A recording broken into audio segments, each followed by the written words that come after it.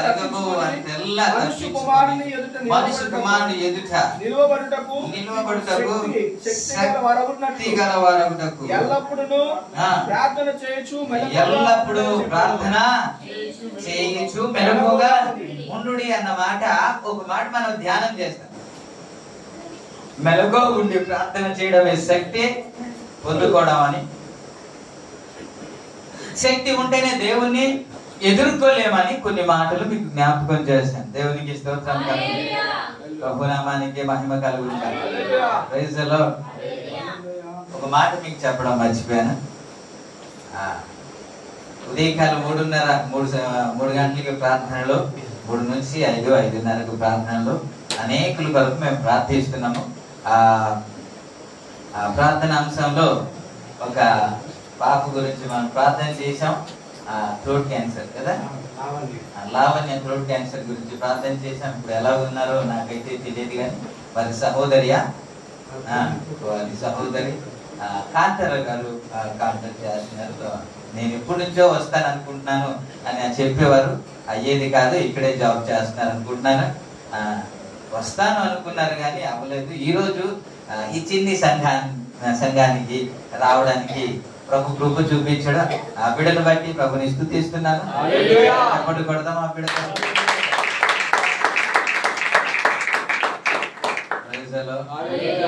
ఎప్పుడైనా రావచ్చు. 8 నుంచి 10:30 వరకు ఈ పరిచర్య జరుగుతూ ఉంటది. మీరు ఎప్పుడైనా అవకాశం ఉండేటప్పుడల్లా రావచ్చు.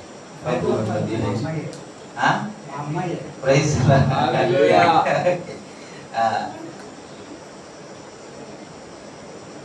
ఓకే. లైటింగ్ ప్రాబ్లం వచ్చింది నా దగ్గర.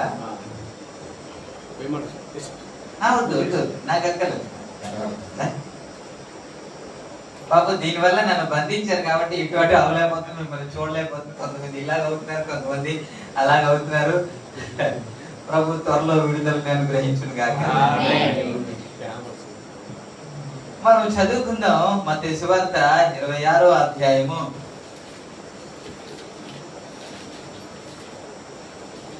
41వ వచనము. మీరు శోధనలో ప్రవేశించుకున్నట్లు మెలకువగా ఉండి ప్రార్థన చేయండి. ఆత్మ సిద్ధమే గాని శరీరము బలహీనమని పేతురుతో చెప్పి మరలా తీశారు కదా. మత్తయి సువార్త 26వ అధ్యాయము 41వ వచనం. మీరు శోధనలో ప్రవేశించకుండునట్లు మెలకువగుండి ప్రార్థన చేయుడి అన్నమాట. మీరు శక్తిమంతులగునట్లు మెలకువగుండి ప్రార్థన చేయుడి అని గడిచిన దినాల్లో మనము వింటే, ఈ రోజు మీరు శోధనలో ప్రవేశించకుండా ఉండాలి అని అంటే మెలకువగుండి ప్రార్థన. దేవునికి స్తోత్రం. శోధనలో పడిపోయిన తర్వాత, సమస్యలో పడిపోయిన తర్వాత, ఇబ్బందిలో పడిపోయిన తర్వాత, నష్టపోయిన తర్వాత లబోదిబోమని ప్రభు దగ్గరికి వచ్చి ఏడవడం కంటే నష్టానికి ముందే, నష్టం కాకుండా ముందే, పడిపోకుండా ముందే జాగ్రత్త పడితే కదా జ్ఞానులు అంటారు.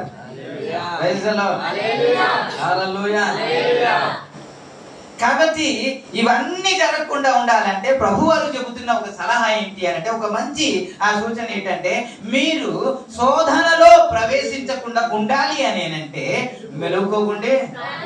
అప్పుడప్పుడు మాట్లాడుతూ ఉంటే నాకు కొద్దిగా ధైర్యం వస్తూ ఉంటుంది, మీకు వినబుద్ధి పుడుతుంది. నామానికి మహిమ కలుగును.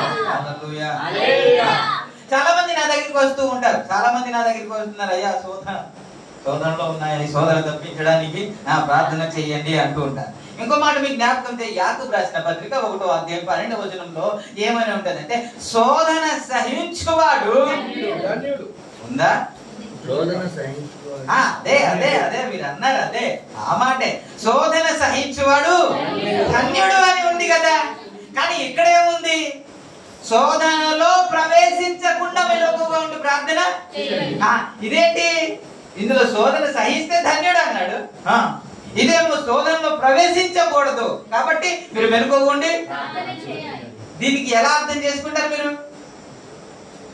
అండి, శోధన సహిస్తే కదా ధన్యుడు. ఇంకా పూర్తిగా చదవండి.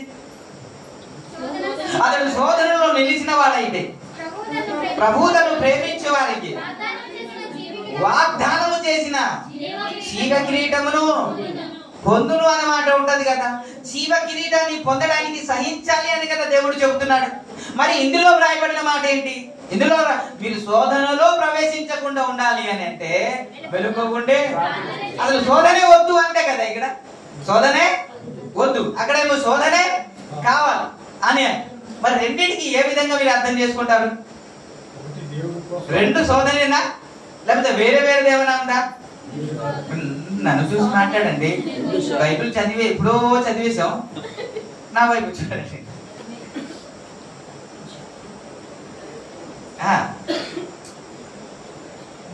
ఇప్పుడు రెండు ఏమిటి అని అంటే, యోబుకు వచ్చిన శోధన వేరు, ఆ శోధన సహిస్తే కిరీటము వస్తుంది. ఆ శోధన వద్దు అనుకుంటే కిరీటము రాదు.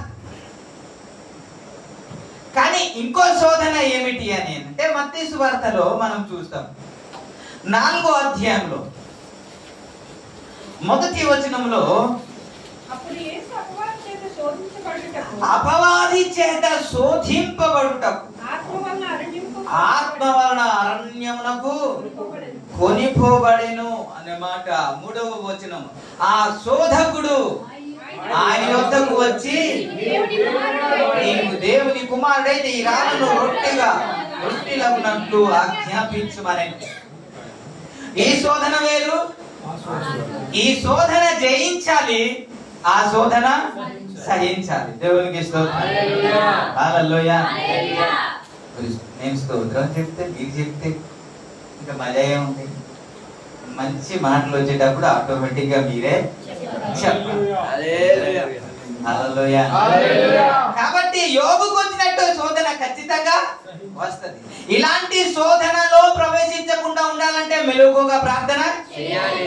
ఏదో ఒక మభ్య పెట్టి ఏదో ఒకటి చూపించి నేను శోధనలో పడేసి నష్టాన్ని కలిగించి, నేను అనుకుంటాను శోధనలో పడిపోయిన వాడు ఎత్తబడతారంటే మనం నమ్ముతామా? శోధనలో పడిపోయిన వాడు కిరీటం పొందుకుంటాడా? శోధనలో పడిపోయిన వాడు పరలోక రాజ్యాన్ని చేరుకుంటాడా? శోధనలో పడిపోయిన వాడు నరకం నుండి తప్పించబడతాడా? ఇంకో మాట మీకు జ్ఞాపకం చేస్తా. శోధనలో పడ్డారు కాబట్టి ఏదో తోట నుంచి కదా వెలివేయబడ్డారు అదంటారా?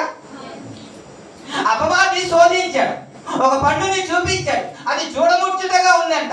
ఎక్కడ పాపము మనకి ప్రవేశిస్తుంది అంటే మొదట ఈ ద్వారం నుండి ప్రవేశిస్తుంది. కంట్లో నుంచి చూస్తాము, చూసిన తర్వాత ఆశిస్తాము, మళ్ళీ అది పొందుకోవాలనుకుంటాం. ఇదే మెయిన్ డోర్. ఇది క్లోజ్ చేస్తే దేహం అంతా పరిశుద్ధంగా ఉంటదని కదా దేవుడు మాట్లాడాడు. నీ కన్ను తేటగా ఉంటే నీ దేహం అంతా వెలుగుమయంగా ఉంటది. నీ కన్ను చెడినదైతే నీ దేహం అంతా చెడిపోతుంది, చీకటిమయమైపోతుంది. ఎక్కడ ప్రవేశించాలని ప్రయత్నం చేస్తాడు. అది ఏదైనా కావచ్చు, ఏ తప్పు అయినా కావచ్చు. ఒక బంగారాన్ని చూస్తాం, ఒక వస్త్రాన్ని చూస్తాం, ఒక శారీని చూస్తాం, ఇంకా ఇంకోటి చూస్తాం. అది కావాలి అనుకుంటాం, పొందుకోవాలి అనుకుంటాం. అదే కదా దాన్నే దేవుడు మాట్లాడుతూ ఆశా నిగ్రహం అన్నాడు కదా. ఏమిటి? ఒక ఆశ నిగ్రహించుకోవడం మనకి తెలియాలి, అది అదుపులో పెట్టుకోవడం తెలియాలి. ఒక పట్టు పడితే ఆయన కొనే వరకు వంట చేయరు, భోజనము పెట్టరు. దేవునికి స్తోత్రం. అది కావాలంతే, అది కావాలి. మొన్న యాడ్ ఇచ్చాడండి 5,000 డిస్కౌంట్ అంటండి. ఆ బోడిగుండోడు వచ్చి చెప్తున్నాడండి, అది యేసు రక్తమే డబ్బులు ఊరికే రాదు కదా అసలు రాదు. ప్రభు నామానికి మహిమ.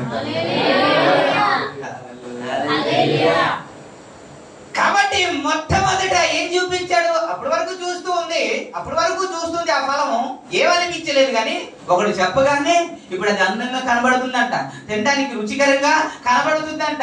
మరి అది దేవుడు వద్దన్నాడు కదా, అది చెయ్యొద్దన్నాడు కదా, అది తినొద్దన్నాడు కదా. మరి అదే ఎలా అందంగా చూపిస్తున్నాడు.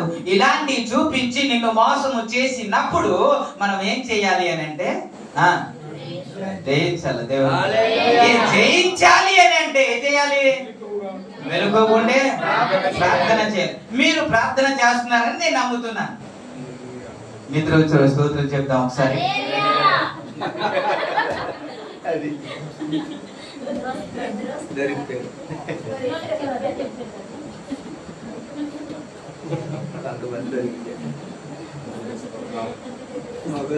పొద్దున్నే నిద్రపోతారేటండి. మీరు ప్రార్థన చేస్తున్నారు, నేను నమ్ముతూ ఉన్నాను. గంటల తరబడి ప్రార్థన చేస్తున్నా, నేను నమ్ముతూ ఉన్నాను. మీరు చేసే ప్రార్థన రోజంతా నా ప్రార్థన కాపాడుతుంది అని మీరు నమ్మగలరా? నేను చేసే ప్రార్థన మీరు ఇప్పుడు చూడు. ప్రకటన గ్రంథం 12వ అధ్యాయం 10వ వచనంలో ఒక మాట వ్రాయబడింది. 2వ లైన్ నుంచి, రాత్రి పగలు మన దేవుని ఎదుట మన సహోదరుల మీద నింద మోపు వాడైన అపవాది పడద్రోయబడెను అన్న మాట మనం చూస్తాం. కాదు కాదు, అదే మనం చూస్తాం. ఎప్పుడెప్పుడు నింద మోపుతున్నాడు? రాత్రి పగలు పని చేస్తున్నాడు వాడు. నీ మీద నింద మోపాలని, నీ మీద ఏదో ఒకటి చేయాలని, నీ మీద బురద చల్లాలని, నిన్ను పడగొట్టాలని, పడగొట్టి ఇదిగో ఈడు ఇలా చేశాడు అని చెప్పాలని సత ప్రయత్నం చేస్తున్నాడు వాడు. 1 గంట, 2 గంటలు, 1 నిమిషం అని కాదు, వాడు రాత్రి పగలు పని చేస్తున్నాడు. పేతురు రాసిన పత్రిక 5వ అధ్యాయం 8వ వచనం మనం చూస్తాం. మన అపవాది అయిన సాతాను గర్జించు సింహము వలె ఎవరిని మృంగుదునా అని ఆయన ఎదురు చూస్తూ తిరుగుతున్నాడు వీడు. ఎప్పుడప్పుడు అప్పుడప్పుడు పడుకొని ఆ తర్వాత లేచి ఖాళీకుంటే కాదు కాదు కాదు కాదు మనం అలాగంటామేమో కానీ వాడు ఖాళీ చేసుకుని మరి వాడు పడుకోకుండా నిద్రించకుండా ఎవరిని ఎలా మింగేద్దాం, ఎవరిని పడగొట్టేద్దాం అని, ఎవరిని శోధనలో పడద్రోయాలని ప్లాన్ చేసి తిరుగుతున్నాడు. దేవునికి స్తోత్రం. ఇలాంటి పరిస్థితిలో ఈ చిన్ని ప్రార్థన, ఇది తడబడుతూ ప్రార్థన, కళ్ళు మోస్తూ ప్రార్థన, నిద్రపోతూ ప్రార్థన, ఈ ప్రార్థన నీకు రోజంతా కాపాడేస్తుంది, రోజంతా అపవాది చేతిలో నుంచి నిన్ను విడిపిస్తుంది అని నమ్మకం ఉందండి. చెప్పగలమా? వాడు పరిగెత్తుకుంటే నా మీద వచ్చినప్పుడు, కొదమ సింహంవలే నా మీదకి దూకినప్పుడు ఈ ప్రార్థనే నన్ను కాపాడుతుంది అని చెప్పగలమా? ఖచ్చితంగా చెప్పలేం. ఖచ్చితంగా చెప్పలేము. ఆ ప్రార్థన ఎలా ఉండాలి అని అంటే, నువ్వు మోకరిస్తే దేవునికి నీకు కనెక్ట్ అయిపోవాలి. దేవునికి స్తోత్రం. కనెక్ట్ అవ్వకుండా ఏదో, ఎప్పుడైతే దేవునికి మనకు ఆ కనెక్ట్ అవుతుందో అప్పుడు ఆ మాటలు ఎలా ఉంటాయి అంటే, నేనేనా ఇలా ప్రార్థన చేశాను, నేనేనా ఈ పదాలు పలికాను అన్నట్టు అనిపిస్తుంది. నీకు తెలియకుండానే ప్రార్థన చేశావు, నీకు తెలియకుండానే సమయం గడిచిపోతే, నీకు తెలియకుండానే చాలా సమయం ప్రభు సన్నిధిలో ప్రార్థన చేస్తాం. అందుకే మనం చూస్తాం. రోమీయులకు రాసిన పత్రిక 8వ అధ్యాయం 26వ వచనంలో వ్రాయబడిన మాట ఏంటంటే, ఆత్మ మన బలహీనతను చూచి ఉచ్చరింప సఖ్యము కాని మూల్గులతో ప్రార్థించడానికి సహాయము చేయుచున్నాడు అనేది. 8:26 ఉందా? మన బలహీనతను చూచి యుక్తముగా ఎలాగో ప్రార్థన చేయాలో మనకి తెలియదు, కానీ ఉచ్చరింప సఖ్యము కాని మూల్గులతో ప్రార్థన, ఉచ్చరింప సఖ్యము కాని మూల్గులతో. ఎవరు తెలుసా? ఆత్మే మనకు. ఎప్పుడైనా అనిపించిందా మీకు, పరిశుద్ధాత్మ దేవుడే ప్రార్థన చేయడానికి నాకు సహాయం చేస్తున్నాడు, ఆత్మతోనే నేను ప్రార్థన చేస్తున్నాను? ఎప్పుడైనా అనిపించిందా? నీ ప్రార్థనలో, వ్యక్తిగతలో కావచ్చు, గ్రూప్ లో కావచ్చు, ఎప్పుడైనా సరే అలా అనిపించకపోతే ఈ ప్రార్థన శోధన నుంచి తప్పించేస్తుంది అని ఎలా చెప్పగలం? నేను అపవాదిని హైలైట్ చేయట్లేదు, కానీ వాడు మామూలుడు కాదని చెప్తున్నాను. ఏమంటే దావీదు పరిశుద్ధుడు కాదండి, ఆత్మీయుడు కాదండి, ప్రార్థనాపరుడు కాదండి, దేవునితో మాట్లాడేవాడు కాదండి, ధర్మశాస్త్రం తెలిసిన వాడు కాదండి, చిన్నప్పటి నుంచి ఏమైనా పాపం చేసిన వాడు ఆయన కాదు కదా, యథార్థంగా జీవించినవాడు, హృదయానుసారుడు కదా ఆయన. అలాంటి వ్యక్తిని పడేసింది కదా, కాదంటారా? సొలొమోనుకి అనుభవం లేదంటారా? సొలొమోనుకి వాక్యం తెలియదంటారండి మీరు? అన్నీ తెలుసు కదా. సులోము కంటే జ్ఞానవంతుడు అనుకోవడు లేడు కదా. లాస్ట్ కి దేవుడు మాట్లాడుతుంటేనే ఆ చెవికి ఆ మాట వినబడట్లేదు. ఇప్పుడు దేవుడు 2 సార్లు మాట్లాడాడంట, అయినా వినలేదు. ప్రభునామానికి మహిమ కలుగుగాక.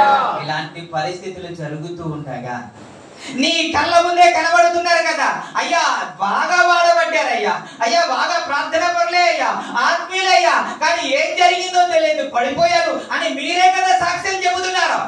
పెద్ద పెద్దోళ్ళే పడిపోతూ ఉంటే మనం ఏం పడి వాళ్ళం అంటే. కాబట్టి యేసు ప్రభువు చెప్పిన మాట, మీరు శోధనలో ప్రవేశింపకుండా ఉండాలి అని అంటే ఎంత ప్రార్థన చేయాలి చెప్పండి. అంటే మ్యూట్ ఆన్ చేసి రవి రవి పడుకొని ఉంటాడు, రవి లేస్తాడు. ఈ ప్రార్థన శోధన నుంచి తప్పించేస్తుంది. ఉండండి నేను మళ్ళీ కాల్ చేస్తాను. కాల్ చేసిన తర్వాత ఇప్పుడు ఈ ప్రార్థన మిమ్మల్ని తప్పించేస్తుందా? మోకాల మీదకి వస్తే చాలు, ఒళ్ళు అలిసిపోయి ఉంటది కదండి, నీరసంగా ఉంటది కదండి, ఆ మోకాల మీదే పడుకుని పోయి ఉంటాం. మరి ఎప్పుడు లేస్తామో తెలియదు. ఆమేన్ అనేటప్పటికి తెల్లారిపోయింది. ఇంతసేపు ప్రార్థన చేశారా అనిపిస్తుంది. కాదు, అడుగున్నాం. చెప్పండి, ఇలాంటి ప్రార్థన తీసుకెళ్తుందంటారా? శోధన నుంచి తప్పించేస్తుందంటారా? శోధనలో పడిపోయిన వాడు ఏదైనా తోట నుంచి గెంటి వేయబడలేదండి. ఆదాము హవ్వలు గెంటి వేయడం ఎంతో ప్రయత్నం చేసినప్పుడు కూడా అవకాశము లేదు. ధనమోహంతో శోధనలో పడిపోలేదా గెహజీ? యూదా పడిపోలేదండి. పడిపోయిన తర్వాత ఏం పోగొట్టుకున్నారు? పరిచర్య పోగొట్టుకోలేదా? మళ్ళా పరిచర్యకి రాగలిగారా? పరిచర్యకి రాలేకపోయారు కదా. ఒక ఆశ చూపించాడండి, ఒక ఆశ చూపించి డబ్బు వచ్చింది కదా, ఫ్రీగా వచ్చింది కదా అని ఒక ఆశ చూపిస్తే, నేను పరిచర్యలో ఉన్న డబ్బు కొరకు పరిచర్యలో నేను రాలేదు అని కదా మాట్లాడాలి. నాకు దేవుడు డబ్బులు ఇవ్వాలంటే ఏ విధంగా అయినా ఇస్తాడు. నా గురు నాకు ఏదైతే నేర్పించాడు నేను ఆ విధంగానే వెళ్తాను అనే కదా అనాలి. ఆ మనసుతో అనాలి కదా. దావీదు మనసుతో చెప్పినట్టు, నా ప్రాణమా యెహోవాను సన్నుతించుము, నా అంతరంగంలో ఉన్న సమస్తమా ఆయన పరిశుద్ధ నామమును సన్నుతించుము. ఆయన చేసిన మేలు ఏదియో మరువద్దు అని ఇంకొకటి కాదు, తను కదా చెప్పుకుంటున్నాడు. ఇప్పుడు గెహజీ కూడా అలాగే చెప్పుకొని ఉంటే బాగుండు కదా. చెప్పుకోలే. మా గురువు గారికి ఏం తెలియట్లేదు, ఇంత మూట తెస్తే ఇంత బంగారం తీసుకొస్తే లేదంటాడేంటి, ఇంత సంపాదించడం ఎప్పుడు అవుద్ది మా వల్ల కాదు, ఇదే ఛాన్స్ అన్నాడు.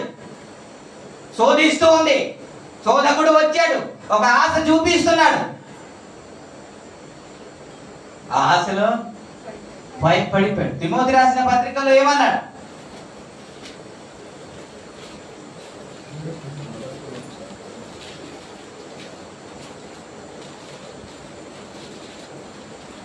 ఆరవ అధ్యాయము 7వ వచనం నుంచి మనం చదువుకుంటే, మనం ఈ లోకంలోకి ఏమీ తేలేదు, దీనిలో నుండి ఏమీ తీసుకొని పోలేవు కాగా అంత వస్త్రములు గలవారమై ఉండి వాటితో తృప్తి పొందుదము. ధనవంతులకు అపేక్షించువారు శోధనలోను గురిలోను అవివేక యుక్తములను హానికరములైన అనేక దురాశలతోను పడుదురు. అట్టివి మనుషులను నష్టములోను నాశనములోను ముంచివేయు. ఎందుకనగా ధనాపేక్ష సమస్తమైన కీడులకు మూలము. కొందరు దానిని ఆశించి విశ్వాసం నుండి తొలగిపోయి నానా బాధలతో తమను తామే ఏంటి ధనాశ ఇది తీసుకొచ్చింది ఆడే. నేను చెప్తున్నా, ధనవంతులకు ప్రయత్నం చేయడం తప్పేమీ కాదు, అడ్డదారి తొక్కడం తప్పు అంటున్నా. ప్రభునామానికి హల్లెలూయా. నుండి తప్పిపోలేదండి ఆయన. ఏలియా 7 అద్భుతాలు చేశాడని బైబిల్ చెబుతుంది. ఎలీషా 14 అద్భుతాలు చేశాడని బైబిల్ చెబుతుంది. అలాగైతే గేహజీ ఎన్ని చేయాలి? 28 చేయాలి. కానీ పరిచర్య నుండి తొలగిపోయాడు. ప్రభునామానికి మహిమ. స్తోత్రం. నేను అనుకుంటాను పరిచర్య అంటే విలువ అర్థం అవ్వట్లేదు. గెహజీకి అర్థం కాలేదు, యూదాకి అర్థం కాలేదు పరిచర్య ఏంటో. డబ్బు కంటే పరిచర్య విలువైనది అని తెలిసి ఉంటే డబ్బుని ప్రాధాన్యత ఇచ్చేవాడు కాదు. దేవుడిచ్చిన ఆధిక్యత ఇది పరిచర్య, నేను పరిచర్య విడిచిపెట్టకూడదు అని గాని ఈయన భావించి ఉంటే డబ్బు వెనక అట్లా పరిగెత్తు ఉండేవాడు కాదు. నేను గెహజీ గురించి మాట్లాడుతున్నా, సందర్భం వచ్చింది కాబట్టి మాట్లాడుతున్నా. ఇది ప్లాన్ చేసి ప్రిపేర్ అయింది కానీ వరుసగా వెళ్తున్నాను నేను. మీరు అలాగ అనుకుంటారనే చెబుతున్నాను, వరుసగానే మాట్లాడుతున్నాను.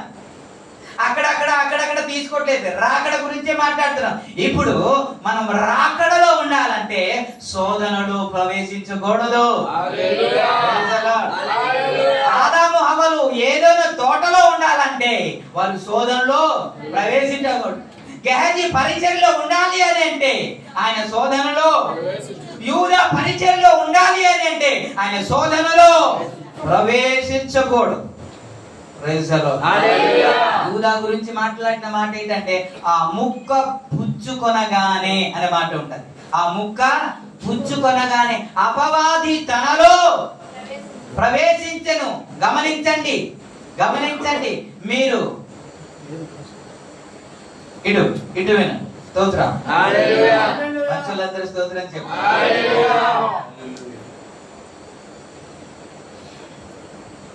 మనం ప్రభు వల్ల నెలకొకసారి ఇస్తున్నాం. ఏమి కాదులే అనుకున్నా, నేనైతే ఖచ్చితంగా మీకు జ్ఞాపకం చేసిన ప్రతి సందర్భంలో ప్రభు వల్ల అంటే రొట్టె ద్రాక్షరసమే కాదు. అది ప్రార్థన చేసినప్పుడు కానా విందులో ఎలాగైతే వారు ముంచి తీసుకెళ్తుండగా మధ్యలోనే ద్రాక్షరసంగా మారిందో ఆ విధంగా ప్రార్థన చేసిన తర్వాత నీ కంటికి అది రొట్టె ద్రాక్షరసం కావచ్చు, కానీ అది ప్రార్థన చేసిన తర్వాత మార్చబడింది అన్నమాట. నమ్మాలి. ప్రేసలో అది యేసు శరీరము, యేసు రక్తం అయితే నువ్వు ఎలా తీసుకోవాలి? అది పరిశుద్ధమైన రక్తం, పరిశుద్ధమైన శరీరం అయితే మనం పరిశుద్ధులుగానే. ఈ రొట్టె పుచ్చుకున్నాడంట, లోపల పాపపు ఆలోచన, ఇప్పుడేమో పరిశుద్ధ రక్తాన్ని, పరిశుద్ధమైన రొట్టెను తీసుకుందాం అనుకున్నాడు. ఏం జరిగింది? అది తీసుకున్న తర్వాత ఆరోగ్యం రావాలి, అది తీసుకున్న తర్వాత స్వస్థత రావాలి, అది తీసుకున్న తర్వాత జీవమును పొందుకోవాలి, అది తీసుకున్న తర్వాత ఇంకా బలం పుచ్చుకోవాలి. కానీ ఏమైందంటే అపవాది వచ్చాడంట. కాబట్టి తేడాగా ఎప్పుడు మనము తీసుకోకూడదు. ఆరోగ్యానికి ప్రతిగా అనారోగ్యము వస్తుంది. ప్రభు నామానికి మహిమ స్తోత్రం. కాబట్టి ఆలస్యం చేయకుండా నేను చిన్న మాట చెప్పేసి ముగించేస్తాను అనుకున్నాను కానీ అవ్వట్లేదు. స్తోత్రం. యేసు రక్తమే టిఫిన్ చేసి వచ్చారు కాబట్టి నాకు ధైర్యంగా ఉంది. ఎంతసేపు అయినా మాట్లాడొచ్చాను. ఏసీ ఒకటి పెట్టారు కాబట్టి బయట ఎంతమంది. శోధనలో ప్రవేశించకుండా ఉండాలంటే ఏం చేయాలి? అంటే ఎంత ప్రార్థన చేయాలి? కొంతమంది గ్రూప్ లోనే ప్రార్థన చేస్తారు, వ్యక్తిగతంగా ప్రార్థన చేయరు. గమనించండి, మీరు జయ జీవితం సాధించలేరు. వ్యక్తిగతంగా ఎక్కువ నీకు అనుభవం ఉండాలి. గ్రూప్ లో కొంచెం మనం ప్రార్థన చేస్తున్నాం, కానీ వ్యక్తిగతమైన అనుభవం దేవునితో మనకు ఖచ్చితంగా ఉండాలి. 51వ కీర్తనలో ఆయన ఒక పాట రాస్తూ పాడుతున్న సందర్భాలు మనకు అన్ని తెలుసు. ఓకే ఓకే ఓకే నేను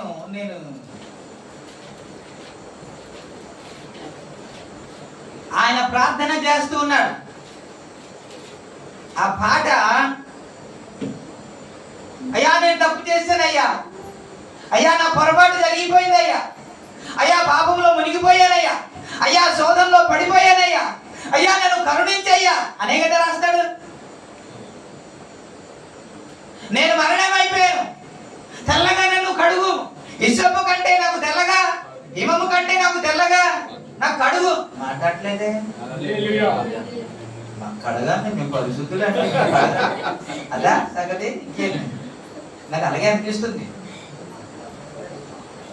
కడుగు అంటే నేను అదే ఇంకా ఫస్ట్ చెప్పిన మాట ఏంటంటే, శోధనలో పడిపోయిన తర్వాత, నష్టపోయిన తర్వాత, సమస్యలో పడిపోయిన తర్వాత ఏడవడం కంటే నష్టపోక ముందే జాగ్రత్త పడిపోతే మంచిది కదా.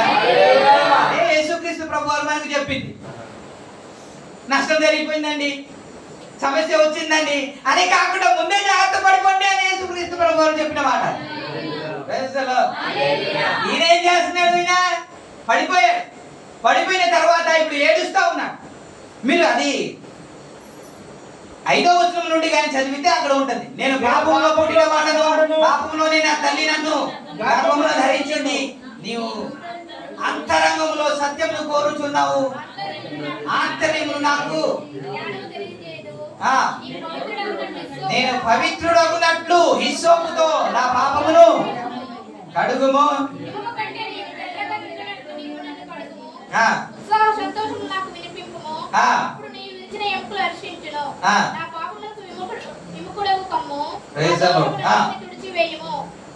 దేవా నా యందు శుద్ధ హృదయము కలుగజేయము, నా అంతరంగంలో స్థిరమైన మనసును నూతనముగా పుట్టించుము. నీ సన్నిధి నుండి నన్ను త్రోసివేయకుము, నీ పరిశుద్ధాత్మను నా యొద్ద నుండి తీసివేయకుము, నీ రక్షణానందం నాకు మరలా పుట్టించుము, సమ్మతి గల మనసు కలుగజేసి నన్ను దృఢపరచుము అని ప్రార్థన చేస్తున్నాడు. 6వ కీర్తనలో మీరు చూసుకుంటే 6వ కీర్తనలో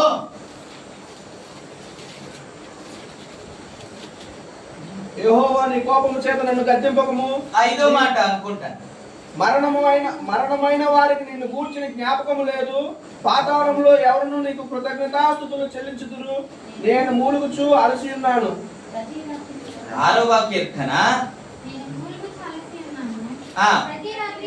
ప్రతి రాత్రియు కన్నీరు విడుచుచు నా పరుపు నేలజేయుచున్నాను, నా కన్నీల చేత నా పడక గుట్టుకొని. ఇంతగా ఏడవడానికి కారణం ఏంటో తెలుసా? శోధనలో పడ్డాడు కాబట్టి. ఈయన దావీదు రాస్తున్న పాట ఇది. శోధన పడిన తర్వాత జరిగిన సంగతి ఏంటంటే 4 కుమారులు చచ్చారు, 4 కుమారులు చనిపోయారు. రాజుగా ఉన్న వ్యక్తి నగరాన్ని విడిచి కొండకు పారిపోయే పరిస్థితి వచ్చింది. ఖాళీ నడకట్లో ఆయన పారిపోవాల్సిన పరిస్థితి వచ్చింది. రాజ్యము సుమారు ఇంకా సగం పోయినట్టే. ఆయన చూస్తూ ఉండగా ఇంట్లో వాళ్ళకి నష్టం కలిగింది. ఇలాంటి పరిస్థితులన్నీ రావడానికి, ఇంత నష్టం జరగడానికి, ఇంత ఏడవడానికి, ఇంత కన్నీరు కార్చడానికి, ప్రభు పాదాలు పట్టుకుని ప్లీజ్ నైనా ప్లీజ్ నైనా అని ప్రార్థన చేయడానికి కారణం ఏంటి అని అంటే అతడు శోధనలో పడ్డాడు కాబట్టి. ఇంత నష్టం జరగకుండా ఉండాలంటే ప్రభు చెబుతున్న మాట, నువ్వు శోధనలో పడకుండా ఉండాలి అంటే, ప్రవేశించకుండా ఉండాలి అని అంటే నీకు ప్రార్థన అవసరము. ప్రార్థన అవసరము. ప్రభునామానికే మహిమ కలుగును. అందుకే ఇవన్నీ మనము జయించాలి అని అంటే, జయ జీవితం సాధించాలంటే, స్థిరముగా ఉండాలంటే మనము మెలుకోగుండే ప్రార్థన చేయాలి. ఇవన్నీ దావీదుకు తెలుసా లేదా? తెలిసే కదండి. మెలుకోగుండే ప్రార్థన చేయాలని తెలిసినప్పటికీ కూడా ఆయన ప్రార్థన చేయలేదు. ప్రార్థన చేయలేదని ఎలా అంటారండి అని మీరు అంటారేమో. ఇప్పుడు నేను కొంచెం త్వరగా వెళ్ళిపోతున్న సమయం అయిపోతుంది కాబట్టి 2వ సమూయేలు గ్రంథం 11వ అధ్యాయంలో వ్రాయబడిన మాట మనము చూస్తాం. వసంత కాలమున రాజులు యుద్ధమునకు బయలుదేరే సమయమున అనే వ్రాయబడి ఉంటది. ఓకే, అలా ఉండండి, అలాగా మీరు చూస్తూ ఉండండి. అక్కడ వ్రాయబడిన మాట ఏంటంటే వసంత కాలమున ఎవరు యుద్ధానికి వెళ్తారు? దానికి పై అధ్యాయంలోనే మనం చూస్తాము. యోవాబును, సైన్యాధిపతి అయిన యోవాబును సైన్యములను పంపించిన తర్వాత ఆయన యుద్ధానికి వెళ్ళిపోయాడు, యుద్ధం చేస్తున్నాడు. కొన్ని సందర్భంలో సైన్యాధిపతిని పంపిస్తారు, సైన్యములను పంపిస్తారు, వారే యుద్ధము చేసి జయించి సాధించి వస్తారు. కానీ వసంత కాలమున స్వయంగా రాజులే యుద్ధమునకు బయలుదేరతారంట. చెప్తాలేదు. ఇప్పుడు ఎవరినో పంపించడం కాదు, సైన్యాధిపతిని పంపించడం కాదు, సైన్యములను పంపించడం కాదు, తానే స్వయంగా దిగి యుద్ధాన్ని చేయాలి. కానీ ఆ సందర్భంలో ఏం చేస్తున్నాడు అని అంటే వెళ్ళలేదంట. వెళ్ళాడా? కింద వచనం 3వ వచనంలో కింద వచనం అలా చదువుకుంటూ వెళ్ళండి. మీరు అలా చదువుతూ ఉంటేనే నాకు ఆశ్చర్యం అనిపిస్తుంది. మీకు చెప్పిన తర్వాత కూడా కాదు, మొదటి వచనం చదువుకుందాం. మొదటి వచనం వసంత కాలమున రాజులు యుద్ధమునకు బయలుదేరే సమయమున దావీదు యోవాబును అతని వారిని ఇశ్రాయేలు అందరినీ పంపగా వారు అమోనీయులు సంహరించి రబ్బా పట్టణమును ముట్టడి వేసిరి. అయితే అన్నమాట కదా. అయితే దావీదు నిజానికి రాజులే వెళ్ళే సందర్భంలో ఇతడు ఎక్కడున్నాడంట? ఇంట్లో ఉన్నాడు. అందరూ యుద్ధం చేస్తా ఉంటే ఇతను ఎక్కడ ఉన్నాడు? ఇంట్లో ఉన్నాడు. అందరు చర్చిలో ఉంటే ఇతను ఎక్కడ ఉన్నాడు? ఇంట్లో ఉన్నాడు, టీవీ చూస్తూ కదా. అందరూ ప్రేయర్ సెల్లో ఉంటే ఇతను ఎక్కడ ఉన్నాడు? స్తోత్రం. ఇంకా చెప్పాలంటే 2వ వచనంలో ఒకానొక దినమున ప్రొద్దు గుంకు వేళ దావీదు పడక మీద లేచి అన్నమాట ఉంటది. పడక మీద ఎప్పుడు పడుకున్నాడు తెలుసండి? ఎప్పుడు పడుకున్నాడు ఈయన? పగలు పడుకున్నాడండి, రాత్రి కాదు. రాత్రి కాదు, పగలు పడుకొని సాయంత్రం లేచి మేడపైకి వెళ్ళి చూస్తున్నాడు ఈయన. నిజానికి యుద్ధం జరుగుతూ ఉంటే ఈయన పడుకోవాలా? అసలు ఆ టైం ఎవరిది? రాజులే యుద్ధానికి వెళ్ళాలి. స్తోత్రం చెప్తా. మంచి మంచులు అందరూ స్తోత్రం చెప్తా. గట్టిగా చెప్తా. మీరు చెబితే కొంతమంది లేస్తారు, చెప్పకపోతే కొంతమంది పడుకుంటారు. కాబట్టి నేను అందరినీ చూస్తూ ఉన్నాను కాబట్టి ప్రభు నామానికి మహిమ. అందరూ యుద్ధం చేస్తుంటే నీకేం పని? ఇంట్లో ఉన్నావు. కొన్ని ఇంట్లో ఉండి ఏం చేస్తున్నాడు? హాయిగా పడుకున్నాడు. హాయిగా. నేను అనుకుంటాను మీరు దావీదుని అడిగితే ఏమని చెబుతాడంటే కొంత నీరసంగా ఉన్నాడు, అదే చెబుతాడు. కొంత బలహీనంగా ఉన్నాడు, రాత్రంతా నాకు నిద్ర లేదండి, నేను పనికెళ్ళి వచ్చానండి, ఉద్యోగానికి వెళ్ళి వచ్చానండి అని చెబుతాడేమో. నీవే కదా యుద్ధానికి వెళ్ళాలా? యుద్ధం అంటే ఏంటి? ఎఫెసీయులకు రాసిన పత్రిక 6వ అధ్యాయంలో ఏమంటే మనము పోరాడినది శరీరాలతో కాదు, అంధకార చీకటి శక్తులతో, ఆకాశ మండలి దురత్వ సమూహాలతో మనం పోరాడుతున్నాం. ప్రార్థన గుంపు ఏమో ఒకవైపు పోరాడుతున్నారు, ఒకవైపు యుద్ధం చేస్తా ఉంటే యుద్ధము చేయాల్సిన వాడే, యుద్ధానికి వెళ్ళవలసిన వాడే ఇప్పుడు ఏం చేస్తున్నాడంటే ఇంట్లో నిలిచి ఉన్నాడు. అంత మాత్రమే కాకుండా పండుకొని ఉన్నాడంట, పడుకొని ఉన్నాడంట. ఏమంటే ఏదో ఒక సాకు చెబుతున్నాడు, ఏదో ఒక సాకు చెబుతున్నాడు. నాకు నీరసంగా ఉందండి, నాకు సరిగ్గా నిద్ర లేదండి అని. నీవే కదా యుద్ధానికి వెళ్ళాలి. ప్రభు నామానికి మహిమ కలుగును. హల్లెలూయా. యుద్ధము చేయకుండా ఇంట్లో కూర్చుంటే మరి జరగదా? మీరేమంటారంటే నా గురించి నేను జ్ఞాపకం చేస్తా. నేను పడుకునేది ఖచ్చితంగా ప్రార్థన చేసి పడుకునేటప్పటికి 12 అవుతుంది. 12 నుంచి కాస్త పడుకునేటప్పుడు 3 గంటలకి వీళ్ళు లేపేస్తారు. అడగండి 3 గంటలకి నేను ఏడవుతానో లేదు. ఈ 3 గంటలు లేపి 5:30, 6 వరకు నన్ను కూర్చోబెడతారు. నేను రాను, వ్యక్తిగతంగా ప్రార్థన చేసుకుంటాను అని అంటే మీరు రాకపోతే బాగోదు పాస్టర్ గారు అంటారు. ఇక్కడ 5:30, 6 వరకు వీళ్ళతో పాటు వెళ్తాను, ఉంటాను.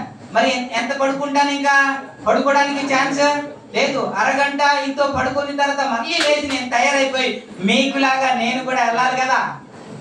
ఏమంటే మీకులాగా నేను కూడా వెళ్ళాలి కదా. ప్రతిరోజు జరుగుతున్న ప్రాసెస్ అది. మరి నాకు ఆ నిద్ర సరిపోద్ది అంటారా?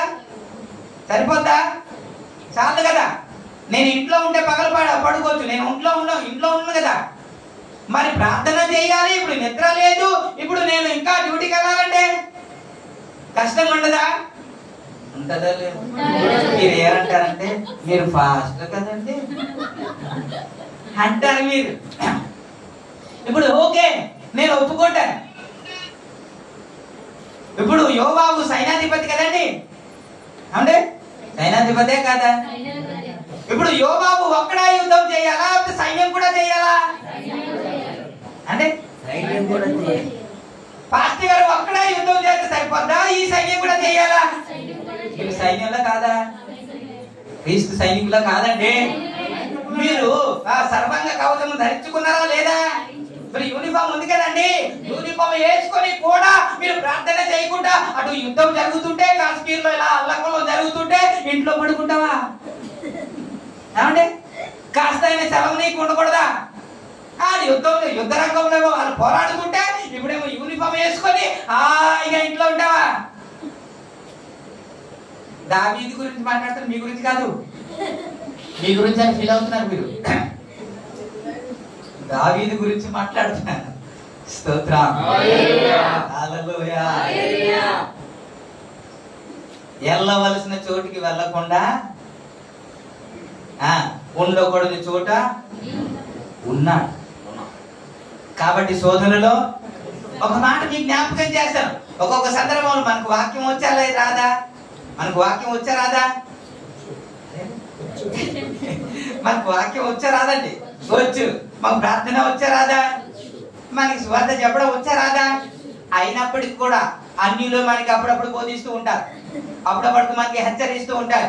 మీరు క్రైస్తవులు కదా, అది తినకూడదు కదా, అలా మాట్లాడకూడదు కదా, అక్కడికి వెళ్ళకూడదు కదా అంటూ ఉంటారు. అవునా కదా?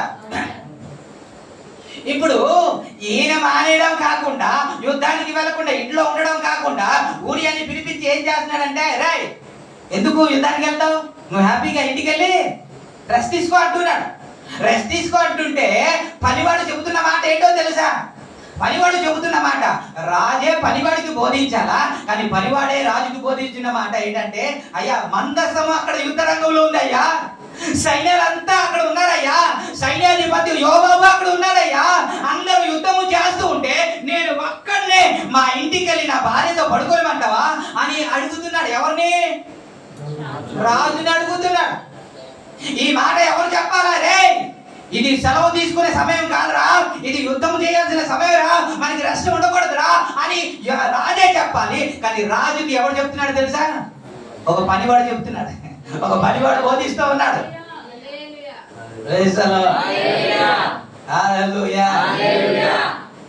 నిజంగా నీకు రోషం ఉంటే, సంఘంలో ప్రార్థన జరుగుతుంది, ఇంట్లో కూర్చోలేరు మీరు. మీకు మంట ఉంటే, ఒక బాధ ఉంటే, ఒక బాధ్యత ఉంటే, సంఘంలో ఇలా జరుగుతుంటే, లేకపోతే సమాజంలో ఇలా జరుగుతుంటే, దేశంలో ఇలాంటి పరిస్థితి సంభవిస్తూ ఉంటే, ఈ పరిస్థితులన్నీ చూసి నీవు ప్రార్థన చేయకుండా ఆగిపోతున్నావు అని అంటే నీకు మంట లేదని అర్థం. ప్రభునామానికి యుద్ధం జరుగుతుంటే ఏం చేయాలి? ఈయనే కదా బయలుదేరాలా. ఈయన హాయిగా పట్టపగలే పడుకొని లేచాడు నాయన. సాయంత్రం టైంలో షికారు చేస్తున్నాడు అంటే నెమ్మదిగా ఉంది అన్నట్టు. మోదీ గురించి మాట్లాడిన మాట ఏంటి అని అంటే, ఆయన సౌదీ అరేబియా పర్యటనలో ఉన్నారాయన. సారీ, ఆ సౌదీ అరేబియా పర్యటనలో ఉన్నాడు. ఎప్పుడైతే కాశ్మీర్ ఏంటి విశ్వాసులుగా చలనము లేదు. వీళ్ళు ఊరికే జీతం పుంజుకుంటున్నారు, వీళ్ళు ఆర్మీలో ఉన్నామని జీతం తీసుకుంటున్నారు, కానీ మీరు ఆర్మీలో పనిచేయట్లేదు. గన్ను పట్టుకున్నారు కానీ ఒక్కరోజు పేల్చే దాఖలాలు లేవు. గన్ను వేస్ట్, జీతము. అలాంటప్పుడు లూకా సువార్త 13వ అధ్యాయంలో 6 నుంచి 9 వ్రాయబడిన మాట, ఈ చెట్టు ఎలా భూమి వ్యర్థమైపోతున్నది, ఇది నరకే అంట దేవుడు. ఇది నరకే అంటాడు. ఒక ఉపమానం అండి, తెలుసు కదా. ఒక ద్రాక్ష తోటలో ఒక అంజూరపు చెట్టు నాటబడి ఉండేను అన్నమాట. 3 ఏళ్ల నుంచి ఫలం ఎదుగుతున్నా, అసలు ఫలమే లేదు, ప్రార్థన జీవితం లేదు, ఆత్మీయత లేదు, అసలు ఏమీ లేదు. కాబట్టి ఇది నరకే అన్నాడా? సైన్యంలో ఉండేవారు ప్రతి ఒక్కరు దేశం కొరకు, పరిచర్య కొరకు ప్రయాస పడాలి. ప్రైజ్లో. కాబట్టి 1 గంట మనము ప్రార్థన చేయటంలో నిద్ర ఆపేస్తే మనం చచ్చిపోం. నేను చచ్చిపోయానా? నీరసంగా కనబడుతున్నానా? ఏమండి, బాగా బక్క చిక్కిపోయినట్టు కనబడుతున్నానా? కాదుగా, బాగానే ఉన్నానుగా. Praise God. అదేగా మాట్లాడతాడు పౌలు. కొరింథీ రాసిన పత్రిక 11వ అధ్యాయం 2 కొరింథీ 11వ అధ్యాయంలో 27వ వచనం తరచుగా జాగరులతో అన్న మాట మాట్లాడతాడు కదా.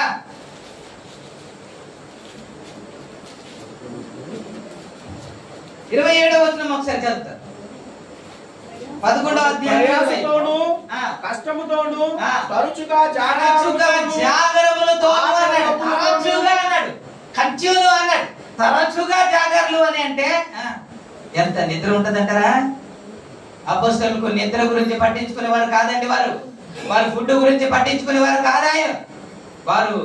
వారికి ప్రార్థన చేయడానికి సమయం, సందర్భము వారికి అక్కర్లేదు. వారికి అవకాశం దొరికితే చాలు ప్రార్థన. ఎందుకు అని అంటే నేను అంటాను, మనము శోధనలో ప్రవేశించకుండా ఉండాలంటే మనం మెలకువగుండి అవకాశం దొరికినప్పుడల్లా ప్రార్థన చేయాలి. ఆఫీస్ లో అవకాశం దొరికితే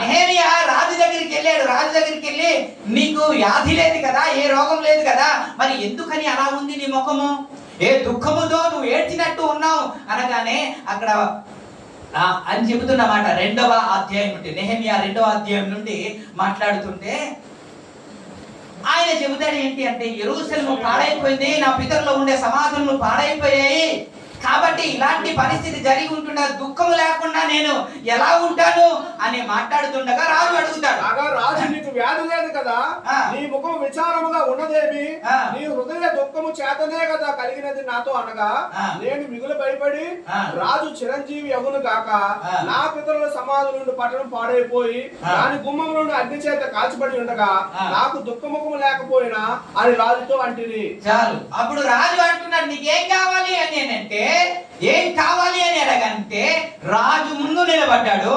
ఏం కావాలి, ఏం చేయాలనుకుంటున్నావు అని అడగగానే, నేను ఆకాశమందలి దేవుని ఎదుట ప్రార్థన చేసి,